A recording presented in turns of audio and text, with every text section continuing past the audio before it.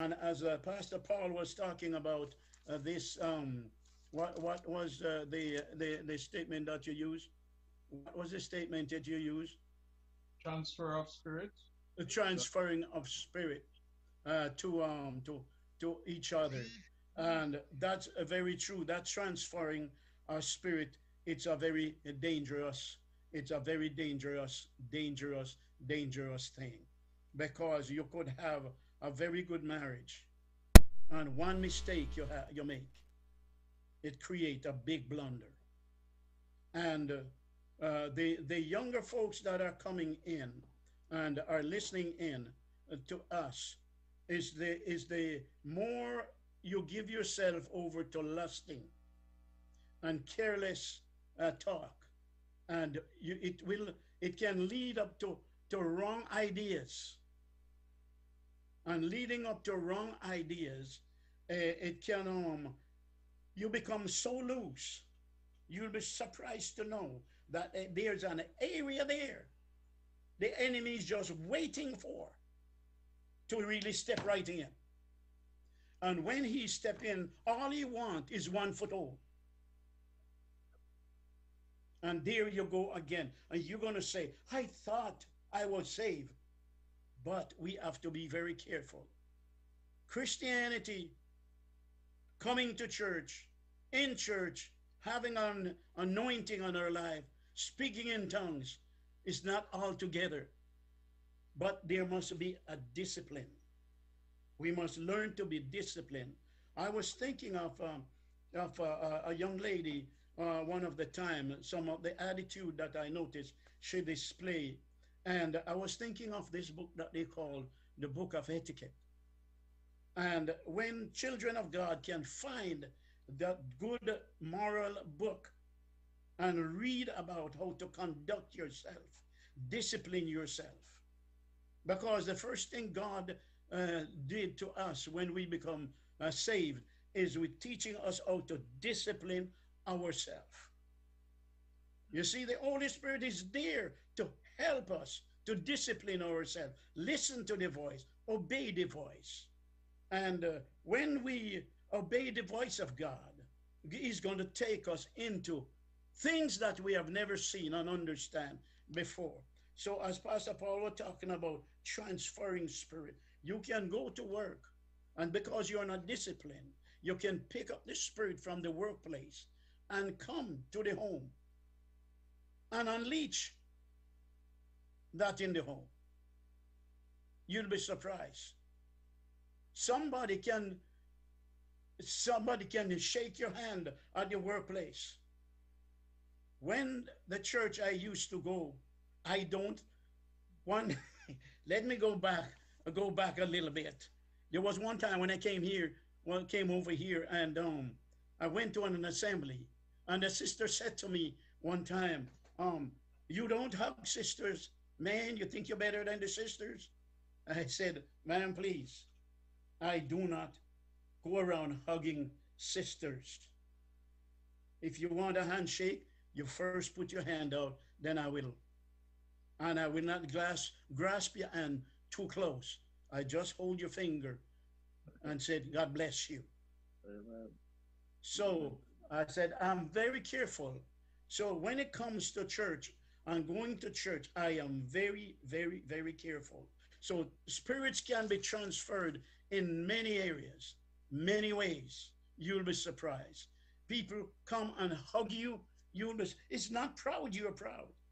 No, it's not proud. You're careful, meticulous. You are. It's not that you scorn people. No, but you got to know what you're doing. It's not everybody you're gonna tell your story, is it? No, you're gonna choose somebody you believe you can trust to talk to that can encourage you. But these spirits that we can bring about our own life and transfer it to people that is around us. But this sexual spirit is very dangerous, very dangerous. You being a lady, being a virgin, do not know about any encounter with a male. and he got married to someone that was a man that have 10 to 12 women, because some people have all 14 children, 14 different women. That man carry a spirit from everybody, everybody. And then he's married to somebody now, and all those spirits come. And sometimes the lady spirit start to change, and she start to notice. He said, how is it I am so become so greedy, and every time I see him I want to be in his clothes. Something is wrong. There's a transferring of a spirit, our spirits. And man, you got to go to work now. God have to go help you now to give deliverance to that person. But there's another issue to it. That person find out what's going on. They can step back and overcome. Starve the enemy. Because if you find out you're a person, every time you come and see your wife, you want to jump in bed. No, no, you got to discipline yourself. She is a human, and she's not a piece of meat that you put in a pot and cook. She's another person's child. She is a human. She is your partner. She is your sweetheart. She's your darling. I never know. I never going around looking for girls. I never. And I did not know that God has a loved one for me. But I was just still holding on and blessing God for everything that I'm doing. But I can say here tonight, sitting down, I know that God provide a loved one for me in the flesh. Another human being that cares about me. Another one that is a sweetheart, a person that is a darling, and that's a wife. And she's pretty well concerning to the human flesh, everything to me. And that is Pastor Charlene. She is a sweetheart to me. And she may not have heard me say it, but here, I'm saying it tonight. Bless you, girl. Bless God. Uh, Pastor Evans. She blushing. Amen. Amen, Pastor. Amen. Bless God. Um, What you crying for? What you put on glasses for? Amen. Pastor Evans has laid the put some background and laid a foundation for us as it has to do with transference of spirit. Part of what he said is that you know we we have sexual encounters. There are people who suddenly they start to find themselves having particular cravings that they never had before they when they start having the encounter with this person, and having cravings and particular desires that they never had before after having encounters, and we have found that based on scripture that spirits would have been transferred when you have sexual contact with different persons. Now, what I want to throw at you, Pastor Byfield, is two persons are looking to get married. Um, what are some of the things that you think from a spiritual perspective? I'm gonna throw something kind of, well, I'm gonna throw out the natural part here, but from a spiritual perspective, two persons are looking to get married. There are two persons here online with us now. I'm looking to get married. And on the sexual side of things, what should I be talking to the partner my future partner about? What is it I should be doing in the sexual side of things? What should we be looking at? Okay, so you're referring to the natural side, the sexual side of things. Yeah, in the spiritual way, you know, Okay. This Oh, the oh, spiritual connection, the spiritual connection. okay, okay, I see. she might Okay, not me and saying, "What I'm gonna run the whole of the road and I run the road hard already." yeah. Let me Wonder what's in store. What does he have for me? Hearing something like this, that the man might be carrying spirits. What are some of the things that we should be doing? Pastor Barfield, may I say this to you before Yes, that sir. what he's mentioning here, the Mhm, spirit of a man is mhm, everything, and the spirit of the woman is everything.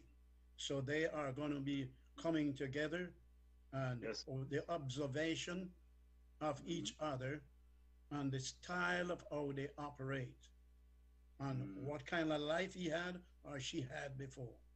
So mhm, the spirit of the person meshing together and mhm. coming together, the danger there or what can be a blessing there. Okay. Yeah, yeah. I thank you for that clarification. Um, I think Pastor Evans, you have touched a lot on that too. It's very deep, and he touched a lot of where the spiritual side concern, and referring to even some about the soul tie thingy. um we have to be real, and the best we can be is to be real. We don't want to we don't want to overlook anything, and we don't want love to blind our eyes. We just want to be real. Yeah. Yeah, for both person coming together with the knowledge, Mm-hmm. right? Having that knowledge, I'm assuming that they have knowledge or somewhat knowledge of what you're getting into, and understand some history about each other, and understand the whole thing about soul tie and how deep sexual intercourse is, and being with other partners and all of that. As Pastor Evans mentioned about how you deal with those things, getting rid of those strongholds, breaking those. Because we know that fasting and prayer, we're going to have to be a part of it for that deliverance process. It is indeed a process.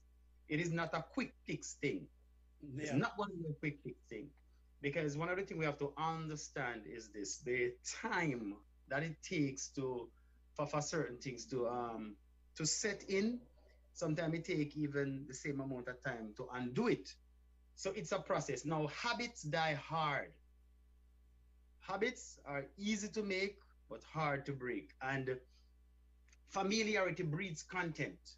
Once we start to befriend the person, what is going to happen? You're going to have, you know, that adapting each other ways and all of that. So what we're going to have to do, as I mentioned before, we're going to have to undo the do. There are some things that we're going to have to unlearn. It's going to be a process. It's not going to be a walk in the park most of the time. And even after deliverance, the deliverance process, the enemy will still come back. What about when you pass that person in the supermarket? It is quite natural, even though you have been delivered. I mean, you have been delivered, but you have not been delivered from your memory. Right. And right, the enemy can just bring back that night. That's right. And then probably your wife is beside you, and she wonder, why are you looking over there like that? What is over here? You know? So we got to be real. But if one realize that they are struggling, honesty. If you realize that you're struggling, I believe you should seek help. Get help. Mm-hmm. We cannot always help ourselves. No man is an island. Seek godly counsel, seek help. There is wisdom in counsel, right? Choose people, as Pastor Evans said, that you can trust, that you can tell your stories, you can talk about what is happening to you. A lot of pastors, especially in the States here, they fall not because they wanted to fall, but because they have been looked upon so much. They don't even have anybody to let their hair Yeah. down and get Mm-hmm. real. So you see, pastors go through a lot of things. For example, So it all depends on the figure of the person, how the person has been looked upon. But whichever way you take it, at the end of the day, if a doctor is sick, he cannot help himself, he have to go to a doctor. So we all need help. Get counsel. Prayer, fasting, help is there. And be deliberate and be purposeful in making that change. It's going to be a sacrifice because, as I mentioned before, Yes. all of those things set in. And for you to pull out something that has been set in for a while, you're going to feel some pain. You're going to feel some pain. It's going to hurt. Because you see, worse, like when I put it in Jamaican terms, if that man was a gallus, so to speak, right? He used to having multiple partners and all of that. It's going to take a toll on the flesh. And that is when the flesh is going to have to be put under subjection. It's going to take time.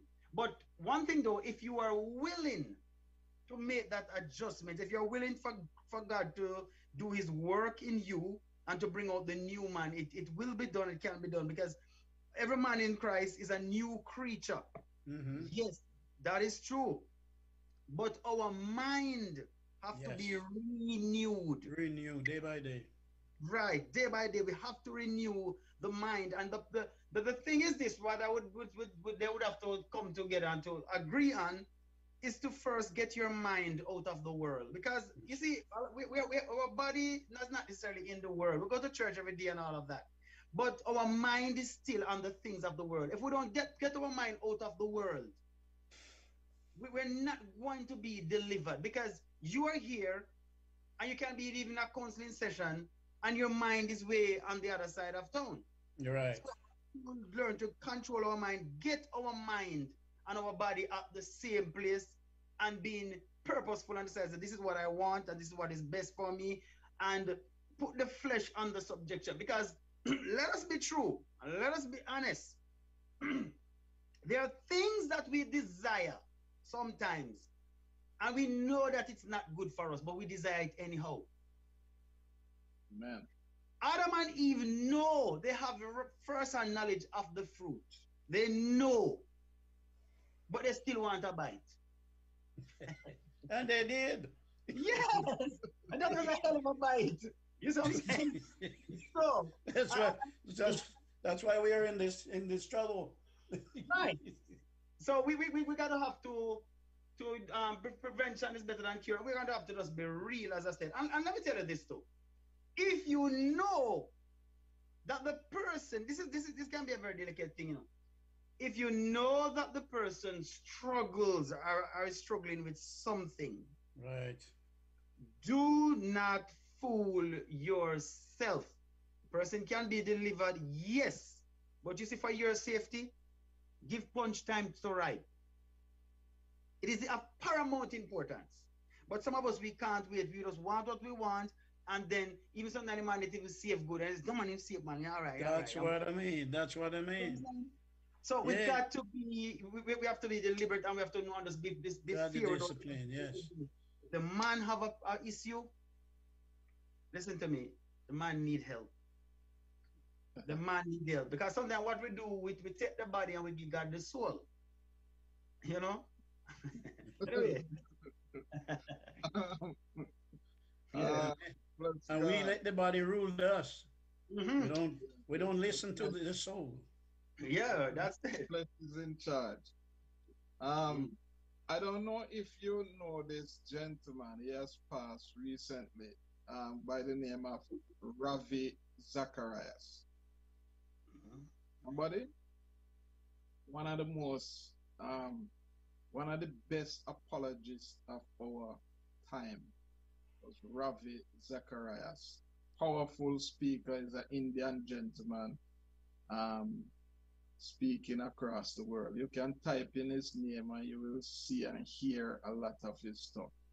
After the gentleman died, after Ravi passed, we started to find out that Ravi had a sexual life that was going on behind the scenes that was really a mess. And as Pastor Byfield spoke about, pastors, there are people who are in leadership who are struggling sexually, struggling. The problem is, you know, as he said, we're trying to cure ourselves. A lot of the cure, a lot of deliverance. You need someone to sit with and talk. Yeah. We, no matter who we are, no matter how big you think you are, you need somebody. That's why God created a thing like this, that people will need people. Pastor Charlene, coming down the lane, coming down the lane, Pastor Charlene. Um, you know, one of the things that we have noticed also is that in some of them, in some marriages, we have people who don't seem like them want to balance out Your son. their sexual life. Them just want it without care. You have others are who are selfish. Mm-hmm. The matter of their sexual life. Them spite people. There are some marriages where it seems like we need to make appointment to get any little playtime with our spouse. We have to make appointment to make it work. And we have some who keep complaining that, boy, I'm tired, my head hurt, me have this to do. Well, talk to us, Pastor Charlene, because this side of the thing is creating issues in marriages. Talk to us. Good evening again, everyone. I hope that we're learning so far some stuff, and we thank you for these great men of God who have experience and is teaching us on tonight. First of all, when we love each other, we come together in marriage. The self sufficiency in us, we have to give that self sufficiency first unto God if you're a Christian couple. And even when it comes on to myself, I and everything that I have.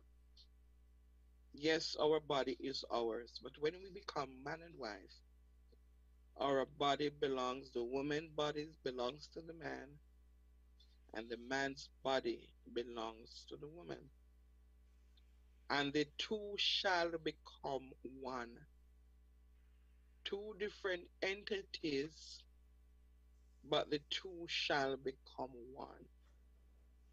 The oneness is comprising of male and female coming together, not just in marriage on the paper, the brown envelope that is given to the woman after the marriage, but you come together in oneness, not just for the honeymoon, but if you're married to that person for a lifetime or for whatever duration that we come together, our bodies belong to each other. Now, never take each partner for granted. Things that with sever, never take each other for granted and institute within our relationship, it is my body. So I give my body when I want to, or I bring into the marriage private prostitution, which is the man got to buy a blouse or a pair of shoes or a Gucci bag for you to become one with that man. Let me say something. This ring is not just the diamond that's on it or the engravement from CW to AE or from AE to CW. The fine prints in it. Even if I am mad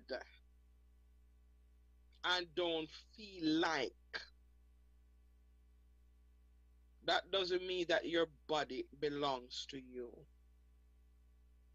If I don't feel like, I'm not gonna cook his food because he get me mad. I don't feel like, so I'm gonna sleep out in the on the couch. I don't feel like, so guess what happened? Let me put you now on starvation for about 3 months. Then you put on the shortest shorts and the shortest lingerie and walk around in the kitchen and walk around in the house because your body is yours. So let me spite him with the piece of flimsy something what you have on him lingerie. And every time and every time you walk past him on the couch, you make sure say you drop the kitchen towel and bend over so that he can see you. And you decide, say, guess what happened? Is my body and let the brute suffer. Hello, because it's my body. And this is talking about some Christian women who get up on Sunday morning, gone into the altar, and leading out we call it consecration service. And the man has been ripe and overflowing with wells of water. And what we don't understand as women, that when we starve our spouse, our husband, the word spouse right now, husband, yeah, male and female created he them. When we starve a man, he makes over 43 million sperm in a day. So when we as a woman starve a man, we're actually, what we're doing, I can understand you're hurt. I understand we go through pain and we don't want to, because we women, we have intercourse out of our emotions. Yeah? Okay. So what happens is that when we starve the gentleman in that way, we mess up his equilibrium. Because there are some men, that is when they work out the accounts, when they're in action. Some men, that's how they know, okay, that you know what happened, that is where the land tax is, that's where the mortgage is supposed to be. This is what I have to do. Is while they're in, because it is not just an intercourse, flesh to flesh coming together. As I said, equilibrium is a mental medicine that focuses, that keeps that man focused. It's a medication. Sexual intercourse in marriage is a medication that keeps not just yourself, but the home. It's a medication whereby the children, we know that there's a happiness that is in the home. It's ordained by God. It's an icing on the cake. It's not just flesh to flesh. It is communion. It is worship. So when you deprive yourself and think that you're just bending over and dropping towel all over the place and expecting the man to be watching TV, and then now he start to become watching pornography and being friends with his laptop, because what happened? Him have a lovely wife inside the home and she's spiting him. Or there are some men too who spite their wives. Yeah, it happens. Why? Because of the ignorance of one's heart. And some of us ladies, let's not be tutored by our co-workers. Because they will come to work and they will tell you whatever. Okay, you used to share out, for example, the man's dinner. Put it on, oh, cha, I am gonna stop now because my girlfriend said, girl, you're old fashioned. Do not let your co-workers tell you how to work your bed. Do not let your co-workers tell you how to cook your food. Straight up. Because the same co-worker that's telling you how to take care of your man, let your man fall down on the roadside and see who jump on him first. Is the same worthless man, what we talk about at work, is the same worthless man that the girlfriend will pick up and make king. And many of us women are fall to that. So as women too, let us keep our relationship in our home, in our homes. Don't let it become the girlfriend chat at coffee time. Remember, your body belongs to each other. And there's also, as we say, we know we have different appetites depending on certain age, depending on certain seasons of the marriage. Because remember, men goes through andropause. At certain ages, 45 into 50, they want the wife to still to now get back on the pole and start swinging. Because and now the woman goes through menopause, her hot flashes, her scratching, her itching, whatever she goes through. And she might not at the time want to. And some women, that's the time. You wonder if they just find their birth certificate. The heart is willing and the mind is willing, but the flesh tired. What are you gonna do? Pastor Paul, I think it's time for you to take the mic, you know. I let me trouble I hear you, Pastor Evans. Let me trouble Sister Purpose Child for a minute. Ah, there you go. Here's Purpose Child. Where is she? Sister Purpose Child is here. Sister Purpose Child, I'm coming down your lane with this for you to speak to us on this. I'm looking at there are some relationships where it gone so bad that the man have to make appointment. Try working out time to be able to get some love, to have some worship time. And wife always a complain she tired or she have headache or she have to go study, whatever the issues are. Speak to us, Sister Purpose Child. Speak to the young people coming into marriage about finding time for each other.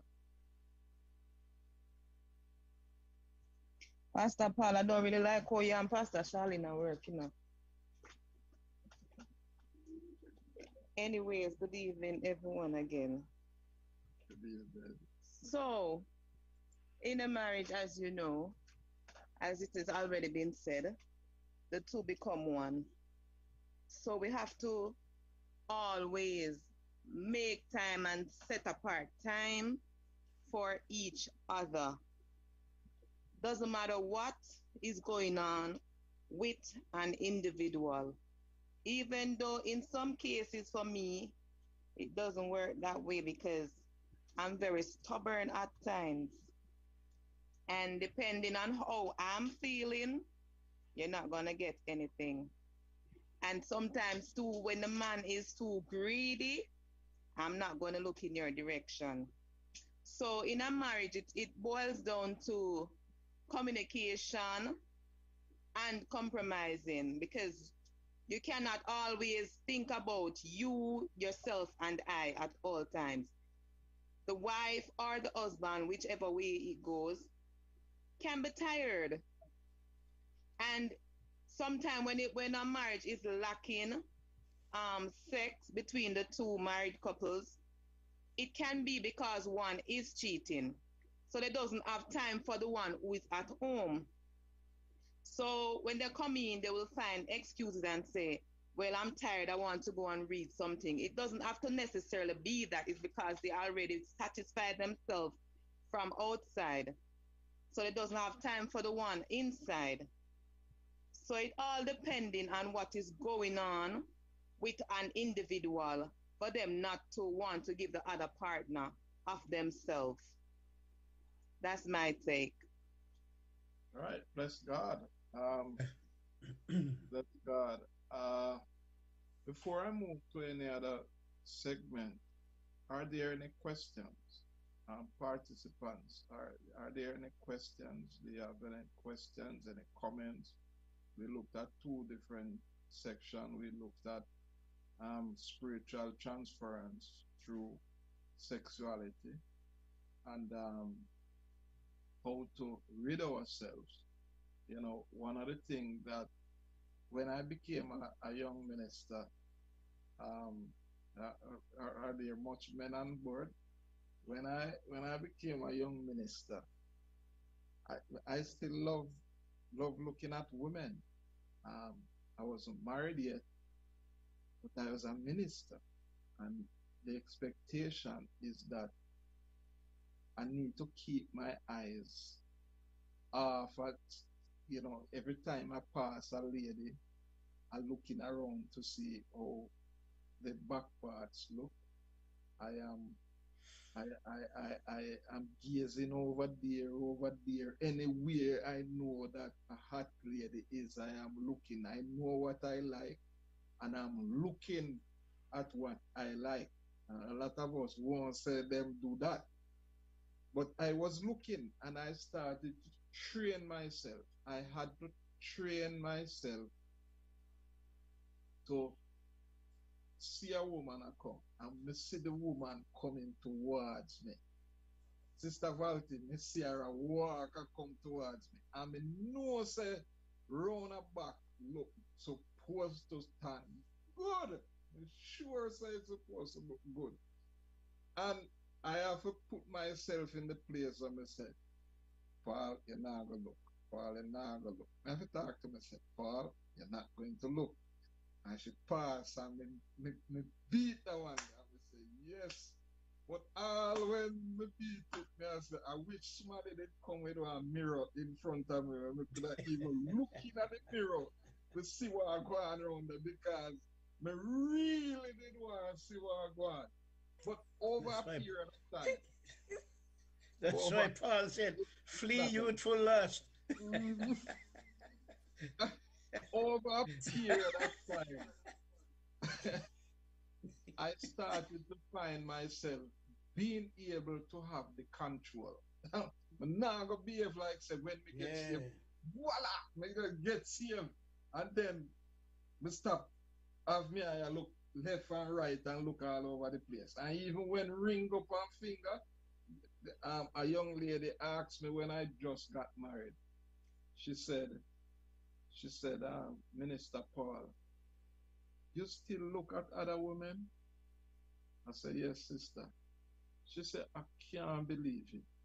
I can't believe it. I said, yes, I am training myself. I am training myself, but I don't reach there yet, my dear. Me still look.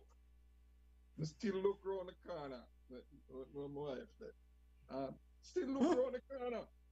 And I had to train myself. I had to put myself in a position where I could have started, set up myself where a young lady can pass, and I don't have to bend my neck around there. Pastor Charlie. Back in the day, Pastor Evans, my husband remembered, I said to him, I said, darling, any day you stop looking, me carry you to pastor, make pastor trump around you. Any day you stop looking. What I mean, that's Yes. natural for a man to look. Yes. It's natural for a man to look, but it's where he stopped looking. He knows himself. You cannot take that from a man. I see men and I look and I say, yeah, but I say, you stay there. You ain't coming on with me. Well, my look, You know, Pastor Charlie. and I say, the handsome man.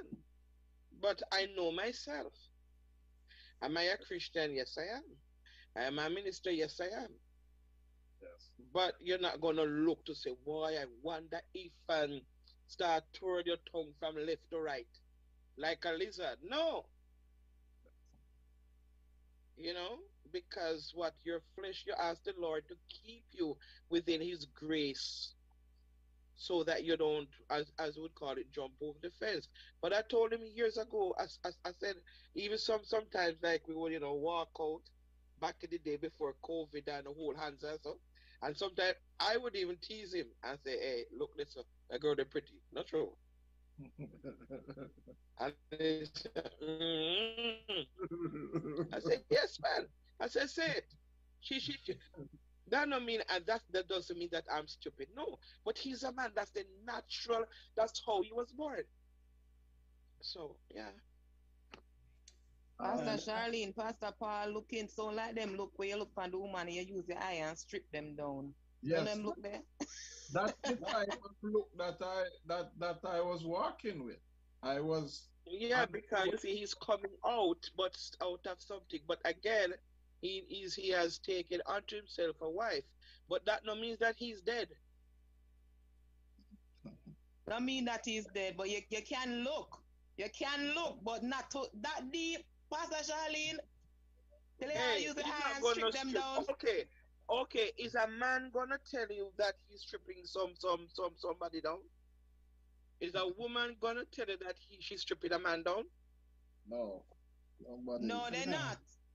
Okay. Yeah, so what I'm really talking about is being able to train ourselves that we have the self-control. Train ourselves, yeah. Self-control. Right. We have self-control. Yeah, we have to have that only through Christ. Yeah. Another thing I would like to throw out there for the young folks that are going, having salvation, coming to the Lord, is this: not because you're saved and that lady is saved, that mean because you speak in tongues, that mean it's your wife. You can be saved and in the church, and God have a special one for you.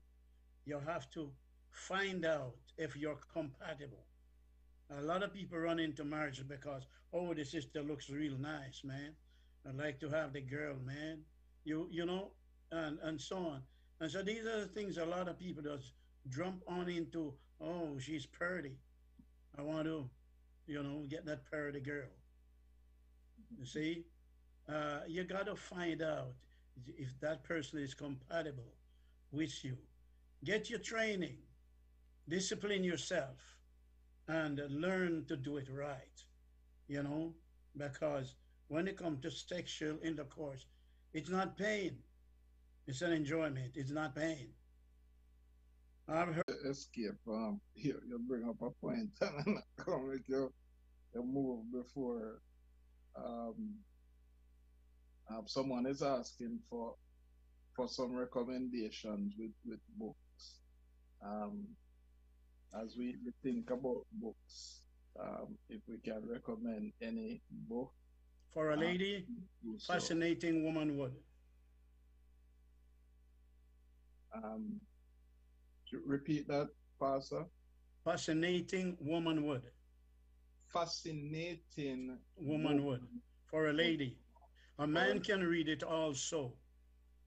You can get and read it. Pastor Charlene, it is by Helen Andelin, Amazon. Yeah. And the other one that you remember, the one I gave you? Do you remember the one? You gave me so much. Yeah, but I gave you one. I forget the guy's name right now. His name is it Jeff? Not Jeff. There is one, the Trusting secrets God, of even when it fascinating womanhood. Yeah. That's it. If you're able to, could you type the name of the book and the author, and type it in a message? So but do we have this? Do we have those books downstairs or upstairs? We have to go search for those things. All right. But we'll find those books and let you have. I saw a question, and that another question that I want to go